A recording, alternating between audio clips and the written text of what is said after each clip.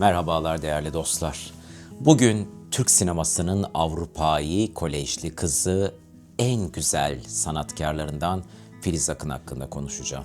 22 Mart 2025'te hayatını kaybetti. 1943 yılında Ankara'da doğan Filiz Akın, Türk sinemasının gelmiş geçmiş en güzel kadın artistlerinden biriydi.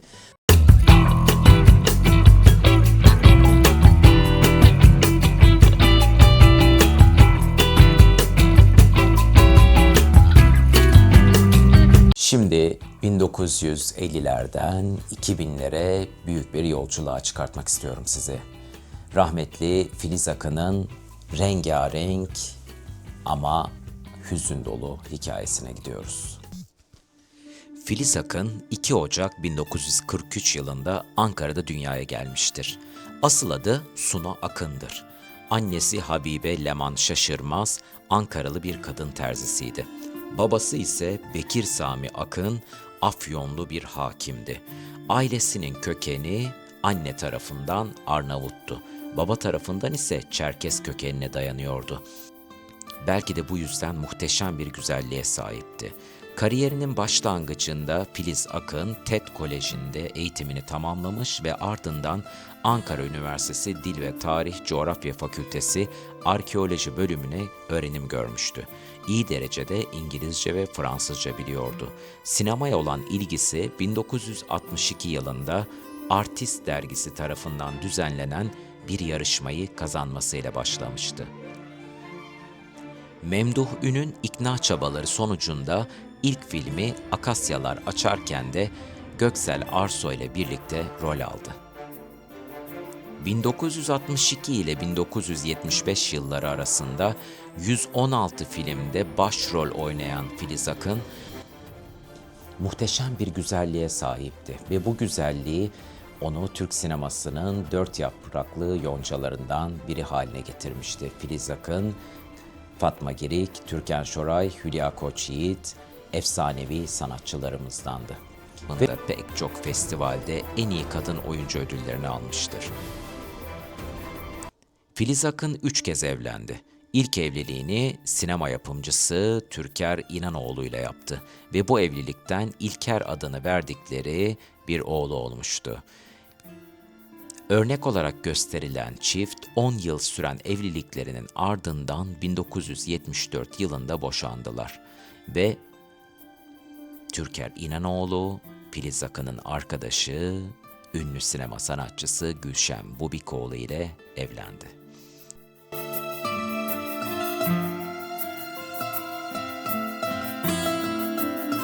Sinema, diziler, magazin dergileri, gazeteler durmadan Avrupa'yı güzelliğiyle Filiz Akın'ımızı manşetlerine, kapaklarına taşıyordu. İran sinemasından davet ediliyor, Paris'e gidiyor, Amerika'ya gidiyor. Bütün film festivallerinde en önde Türkiye Cumhuriyeti'ni muhteşem güzelliği, zarafeti ve de asaletiyle temsil ediyordu Filiz Akın. Ama tüm bu ihtişamlı hayatının öbür tarafında, yani madalyonun arka tarafında çok büyük bir dram vardı. Filiz Akın, Babaların Babası filmiyle 1975 yılında sinemaya uzun bir veda etti. Yeşilçam sinemasında aktif çalıştığı 13 yılda Ayhan Işık, Sadri Alışık, Yılmaz Güney, Cüneyt Arkın, Zeki Müren, Tarık Akan ve dönemin daha pek çok erkek yıldız oyuncusuyla başrolü paylaştı. 1975 ve Mayıs 1981 yılları arasında sahnede as solist olarak çıkmıştır. 1982 yılında Leon Bobby Rubinstein ile evlenip Paris'e yerleşmişti. Şarkıcı olarak çıktığı sahnelerin birinde fanatik bir hayranı tarafından bıçaklanmıştır Filiz Akın. 1992 yılında Güzelliklere Merhaba adını verdiği ilk kitabını yayınladı. 1989 yılında Geçmiş Bahar Mimozaları dizisi için tekrar kamera karşısına geçti ve Türkiye'de büyük heyecan yaratmıştı. 1993'te Rubinstein'den boşanan Filiz Akın, 1994 döneminde MİT Müsteşarı Sönmez Köksal ile evlendi. 1998-2002 yılları arasında Paris Büyükelçiliğinde sefiri olarak görev yaptı.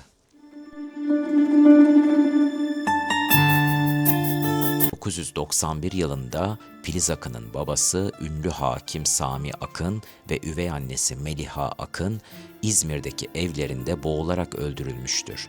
İzmir Hatay'daki evlerinde yaşanan bu cinayet yıllarca çözülememiş ve büyük bir aile dramına yol açmıştı. Babasıyla olan soğuk ve mesafeli ilişkileri Filiz Akın'ı her zaman üzse de babasının bu şekilde bir cinayete kurban gitmesi onda derin izler bırakmıştı. Zarafeti ve kültürel katkılarıyla hafızalarda yer alan Filiz Akın'ın ailesinin vefatı tüm Türkiye'de infial yaratmıştı 1991 yılında.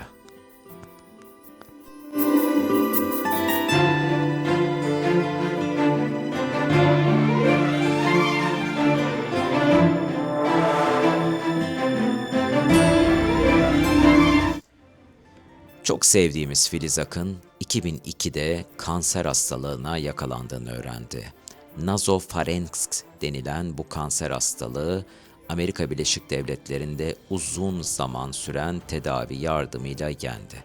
Bu süreci ve sonucunu 2005 yılında Hayata Merhaba ismiyle kitaplaştırdı. Ben bunu yaşadım. Onların bana gönderdikleri duaları, dilekleri, sevgilerin hepsiyle bir bulut içinde gibiydim ve bu hakikaten tedavimin çok büyük bir parçası oldu. Bunu ispat etmedim ama aldım onları. Gördüğü ağır kemoterapi ses tellerine zarar vererek sesinin değişmesine, ameliyata hazırlık işlemleri ise bir kulağında işitme kaybına yol açmıştı. O kadar büyük bir dram vardı ki o güzelliğinin arkasında, ama her zaman asaleti, nezaketi ve kibarlığıyla çektiği ızdırabı, acıları sevenlerine göstermemeye çalışıyordu. İzleyen yıllarda kansere karşı farkındalık oluşturmak amacıyla çeşitli kampanyalara destekler verdi, panellere katıldı. 2006'da Filiz Akın bir güzellik, zayıflama ve genç kalma üzerine 3. kitabını yayınladı. 2011 yılında Gün Akşam Oldu dizisi için son kez kamera karşısına geçti. 40 yaşından sonra girdiği mutfak zaman içinde bir tutkuya dönüşünce 2013 yılında bu kez Lezzete Merhaba kitabını yazdı. Bunun yanı sıra Filiz Akın 2004-2007 yılları arasında Sabah gazetesinde köşe yazarlığı yaptı. 2008'de Kanal 1 televizyonunda Filiz Akın'la sohbetler, 2009'da da Habertürk kanalında Filiz Akın'la hafta sonu sohbetleri programlarının sunuculuğunu yaptı.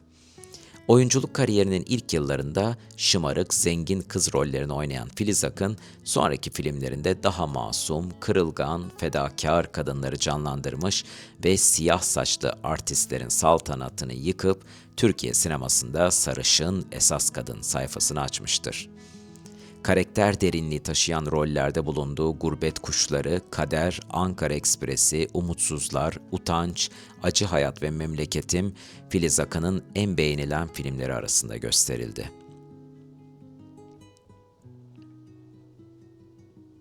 Ben Filiz Akın'la rahmetli annemi birbirlerine çok benzetirim. Ne acıdır ki kaderleri de çok benzerlikler taşıyordu. Filiz Akın hayatının büyük bir bölümünde hastalıklarıyla mücadele etmişti. İlk olarak 2002 yılında kanser hastalığına yakalandı ve yılmadı Amerika'ya gitti, tedaviler oldu, ameliyatlar oldu. Çok uzun, sancılı bir süreçti. Hastalığı yendi ama yıllar sonra tekrarladı ve bu sefer daha ızdıraplı yıllar yaşadı. Büyük bir mücadele içinde hayatının son dönemini geçirdi. Rahmetli anneciğim de çok genç yaşlarda multiple skleroz hastalığına yakalanmıştı ve yatalak kaldı. Beni tanıyanlar iyi biliyor. 25 yıl rahmetli anneciğime ben, babam ve kız kardeşim büyük bir sevgiyle baktık ve kaderleri, hastalıkları çok benzedi. İkisi benzer güzelliğe sahiptiler. Avrupa'yı bir duruşları vardı. Ama hastalıkla mücadeleyle geçen sancılı ve ızdıraplı hayatlar oldu. Ruhları şad olsun canım anneciğim ve çok sevdiğimiz Filiz Akın'ımız. Nur içinde yatsınlar. Filiz Akın 22 Mart 2025 yılında ne yazık ki hastalığı sonucunda vefat etti.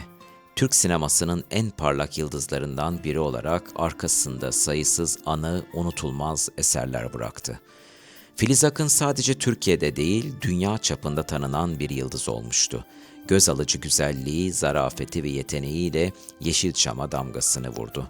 Onun hayatı sinemanın dönüm noktalarından biri olan Yeşilçam döneminin altın çağını yansıttı. Bu dönem onunla birlikte anılmaya hep devam edecek. Filiz Akın'ın muhteşem mirası sinema dünyasına ve yeni nesillere ilham vermeye devam edecek. Filiz Akın yalnızca sinema dünyasında değil, kadınların hayatın her alanında var olma mücadelesinde de önemli bir figürdü. O sadece Türk sinemasının değil, Türk kadınlarının da onurlu bir savunucusuydu. Mücadeleci ruhu ve azmiyle her zaman kadınların güçlenmesi ve haklarını elde etmesi için bir ışık oldu.